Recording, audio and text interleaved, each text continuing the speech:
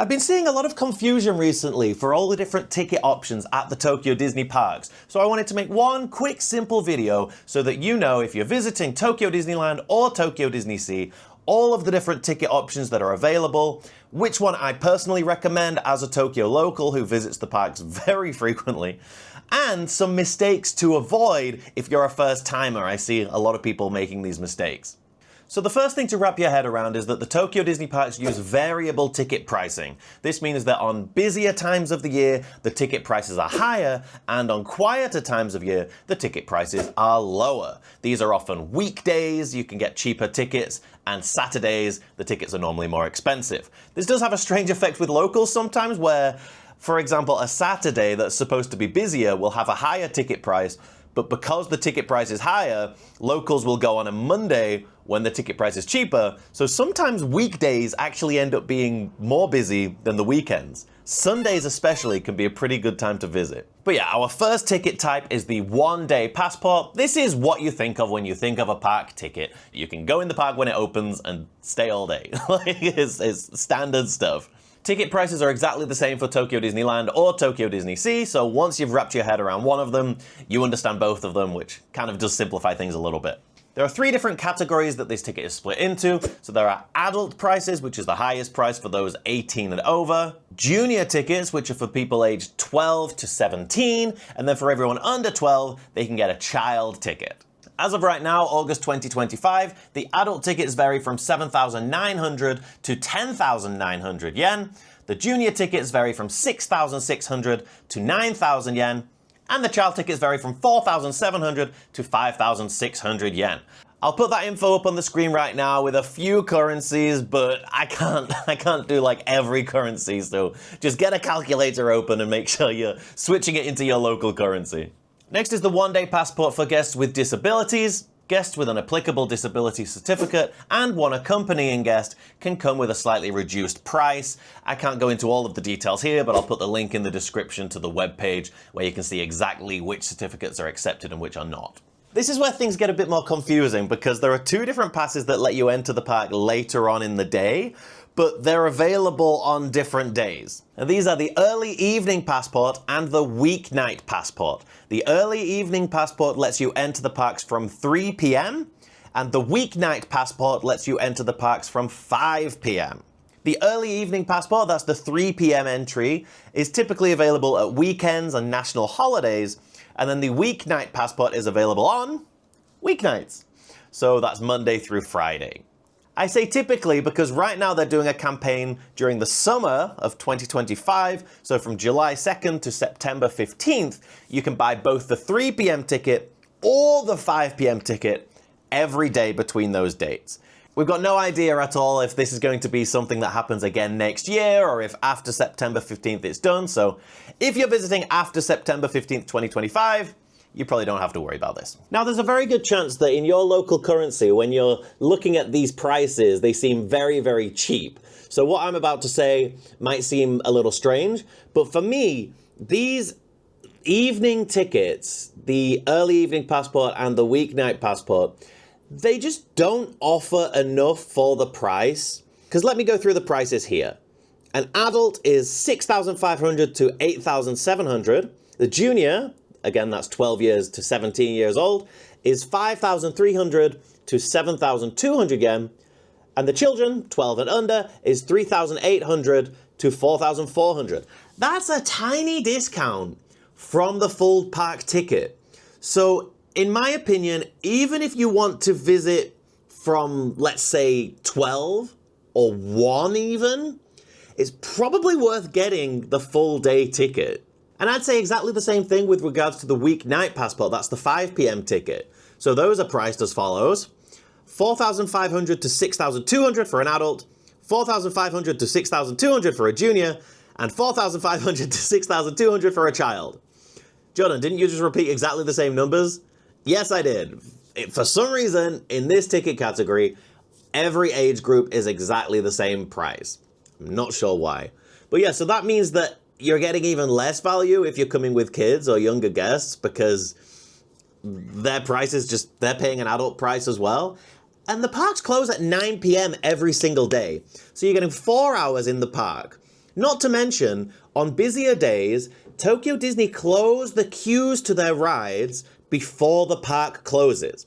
So for example, if Frozen Journey, the new Frozen ride, has a 90-minute queue, if it gets to 7:30, they're going to close that queue, right? Because it's an hour and a half before the park closes, the queue is an hour and a half, so they close the queue. So that means if you're getting in the park at 5 p.m., there's going to be rides you can't even get into after a certain time.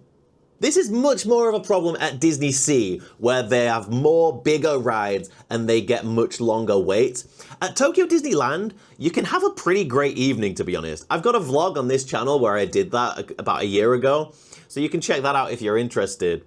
But Disneyland has a lot of smaller rides that you can quickly get on, and you can even get on some of the bigger ones later in the evening as well. So if you have like an evening and you're thinking, which park should I go to? Oh, I heard DisneySea's beautiful, maybe I should go there. I wouldn't. I would save DisneySea for a full day. You're gonna need it.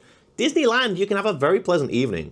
Watch the nighttime parade, whiz around some classic nostalgic rides, and then towards the end of the day, because their queues aren't so long, they're less likely to close early, you can normally get on a Pooh's Honey Hunt or a Monsters Inc., or even on a less busy day, get in a Beauty and the Beast queue for like 20 minutes sometimes. So if you're dead set on getting an evening pass, I recommend Disneyland, not DisneySea. This next one's one that really came out of the blue and surprised me. So we got a park hopper ticket. We haven't had park hopping tickets at Tokyo Disney since before the pandemic. And even then, you could only park hop on a 4-day or a 3-day multi-day ticket. Those are all discontinued. There are no multi-day tickets anymore. But yeah, recently they brought back the park hopper. Now again, this is why I made this video, to avoid some confusion, because there are some people saying, oh, park hopper tickets are back. They're not. This is another thing they're just doing for the summer from, again, July 2nd to September 15th. So if you're coming after September 15th, 2025, and you're thinking of buying a park hopping ticket, they're not going to be available. As far as we know. Maybe they'll bring them back, maybe they won't. As for the ticket prices for the park hopping tickets, for an adult, it's going to be $15,300 to $18,900. For a junior, again 12 to 17 years old, 12,600 yen to 15,500. And for a child who's under 12, 9,100 to 9,600 yen. And you may have spotted the issue with the park hopping ticket for me. There are two big issues. One is the price.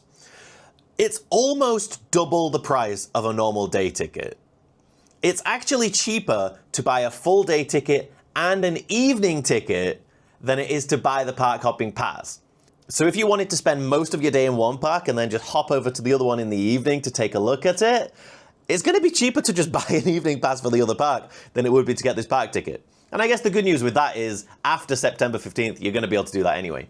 My other issue with the park hopping ticket is that both of these parks are very much full-day parks. They both have a ton to offer, especially DisneySea now that Fantasy Springs has opened with 4 brand new rides.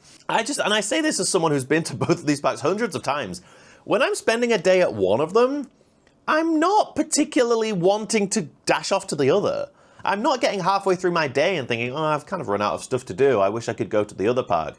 That never happens. So I just think in terms of the experience, forgetting about the price entirely, if you've got 2 days, spend a day at each park and kind of do it properly. I can't imagine leaving one of the parks, taking the monorail, which you have to pay to use, around to the other park, and then going in there, and then maybe even doing that again if you want to hop back. The other thing with park hopping as well is that when you get into a park in the morning, there's a lot of stuff that you set up for later in the day. You can get priority passes, which is a free queue skipping pass. You can get DPA, which is a paid queue skipping pass. And you can also get DPAs for the shows, and you can enter lotteries for the shows. So as soon as you enter a park, you normally end up with a bit of an itinerary throughout the day. So if I go into DisneySea and I get a pass to ride Frozen at like 3 p.m., do I really want to be hopping across to Disneyland and then coming back for that? Like, it just seems like it would get very confusing. So I don't know if the park hoppers will come back after September or not, but I'm not a big fan of them and I wouldn't really recommend them. Now, one thing to be careful of when you buy your park tickets is make sure you buy them for the right park. I have made this mistake recently. Yeah, after living here for 6 years and having a YouTube channel about these parks, I accidentally bought tickets to Tokyo Disneyland instead of Tokyo DisneySea. But thankfully, I bought them through trip.com and they could quickly give me a refund. What's shocking is if you buy them through the official website, you can't change the park and you can't get a refund. Another reason I recommend using trip.com instead of the official website is because the official website can be a nightmare with using your card, especially foreign cards. It normally rejects them. Trip.com makes it super easy. You can even use things like PayPal, which is why I always use it. I genuinely use it to buy my tickets every time I go. So I really recommend using trip.com. I have an affiliate link in the description, or you can scan the QR code on screen right now. If you're buying your park tickets, they're gonna be the same price anyway. It's a great website to buy them from, and you're gonna help me out a little bit, so I appreciate that. Thank you very much. Now, I'm going to talk briefly about the vacation packages in a second, but first we have to get to the very sad part of this video, which is where we talk about all of the discontinued tickets since 2020. So the tickets that are no longer available, 10:30 entry and 12 a.m. entry. This was a COVID thing. No one's begging for these to come back. The senior passport, which is a bit weird. The gift passport, which was like a gift service that you could buy a gift card for someone else, essentially. The 2-day, 3-day, and 4-day passes, which are a real shame, especially if you're coming from abroad. It's nice to just have a multi-day ticket, you know, and know that you're all sorted. Like, buying them separately is not super expensive anyway, but it's just a shame. And the one that really breaks my heart as a Tokyo local, as someone who moved here just to have an annual pass, the 2-park annual pass, Tokyo Disneyland annual pass, and Tokyo DisneySea annual passes have been gone since 2020. Which means I have to pay full price to visit the parks every time I go. So if you're enjoying this video, please do subscribe. And if you want to help me to go to the parks more often and deliver more videos like this, please check out my Patreon. I really, really appreciate it. If you're planning a trip and you're just finding it a huge headache, you can check out the top tier of my Patreon. I currently have some vacancies. Over there, you can direct message me anytime you want to chat about absolutely any question you have regarding your trip, and we can work together to make sure it's all magic and zero stress. Now, the last thing we've got left to talk about is the vacation package. And I don't want to really go into them too much because that's kind of a whole video in and of itself. But I'll just quickly say, the vacation packages are very, very expensive. If you're flush with cash, you can get an unlimited vacation package, which means you can ride all the rides as many times as you want. So if those are available where you are, that sounds pretty great, right? However, for most people, the vacation packages are prohibitively expensive. Even if you're already planning to stay at a Tokyo Disney hotel, I really don't think they're super necessary. With a half-decent plan, you can get on all the big rides. And the paid queue skipping services at the parks are pretty reasonably priced, especially compared to a vacation package. For example, if you go to Tokyo Disneyland, you can skip the queues on Pooh's Honey Hunt, Monsters Inc. and Big Thunder Mountain for free, and then you can pay extra to skip the queue on Splash Mountain, Baymax, and Beauty and the Beast. Everything else is going to be a pretty short wait, and if you just pay for those extra queue skips, you don't need a vacation package. Same again for DisneySea. You do end up paying a bit more, but it's still way cheaper than a vacation package. Because at DisneySea, you can pay to skip Frozen Journey, Peter Pan, Rapunzel, Soaring, Toy Story, Tower of Terror, and Journey to the Center of the Earth. And then most of those are available most of the day. You grab Frozen first, grab Soaring next, and then everything else is basically just a playground. If you're willing to spend some cash, imagine it as a much cheaper alternative to the vacation package, and just pay to skip all these queues. If shows are more your thing, you can pay to get into the shows to guarantee entry to the shows. You don't need a vacation package to do all that. So now I'm getting into the territory of talking about the queue skipping passes. I've done a whole video about those that you can check out here.